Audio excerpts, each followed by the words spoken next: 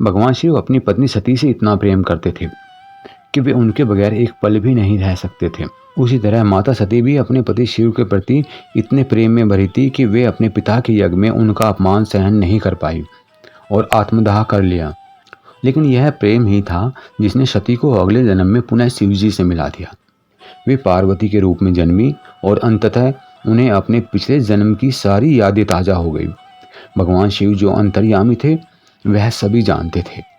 हिंदू विवाह पति और पत्नी के बीच जन्म जन्मांतरों का संबंध होता है जिसे कि किसी भी परिस्थिति में नहीं तोड़ा जा सकता। अग्नि के 7 फेरे लेकर और ध्रुव तारे को साक्षी मानकर 2 तन, मन तथा आत्मा एक पवित्र बंधन में बंध जाते हैं।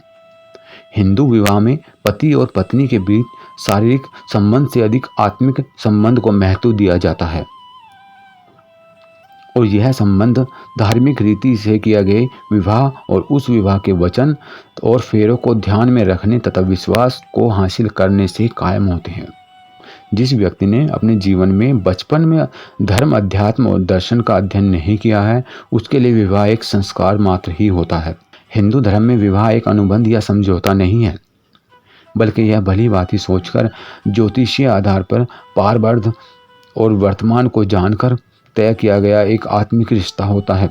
आपकी पत्नी यदि आपके पिछले जन्म की साथी रही हैं तो निश्चित ही आपके मन में उसके प्रति प्रेम और उसके मन में आपके प्रति एक अलग तरह का प्रेम और सम्मान होगा जो गहराई से देखने पर ही समझ में आएगा। इस भागम भाग की जिंदगी से थोड़ा सा समय निकालकर अपनी पत्नी की आंखों में भी झांक कर देख लीजिए। कई बार एक बार में ही देखने पर किसी स्त्री या पुरुष के प्रति अजीब सा प्रेम और आकर्षण पैदा हो जाता है और कई बार किसी को देखने पर उसके प्रति घृणा उत्पन्न होती है। हिंदू धर्म के अनुसार हमारे चित्त या अंतःकरण में लाखों जन्मों की स्मृतियां संरक्षित होती हैं और वे हमें स्पष्ट तौर पर समझ में नहीं आती हैं, लेकिन उस स्मृति के होने से ही हम किसी व्यक्ति या जगह को पूर्व में भी देखा गया मानते हैं, जबकि हम किसी व्यक्ति से पहली बार मिले हों या किसी जगह पर हम इस जीवन में पहली बार ही क्यों ना गए हों, फिर भी वे हमें जाने पहचाने से लगते हैं।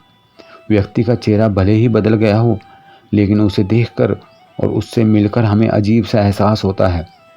कई बार हमारे संबंध इतने गहरे हो जाते हैं कि हम उसी के साथ जीवन गुजारना चाहते हैं, लेकिन फिर भी इस बारे में यह सोचा जाना ज़रूरी है कि हमारे मन में किसी व्यक्ति के प्रति आकर्षण क्यों उपजा।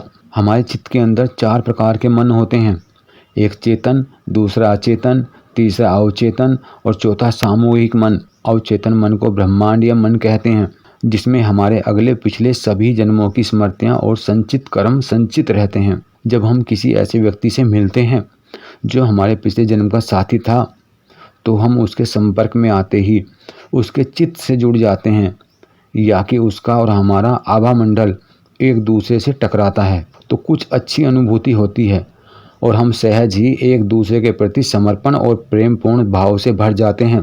हमारे मन में उस व्यक्ति के प्रति दया, प्रेम, करुणा और उससे बात करने के भाव उपजते हैं।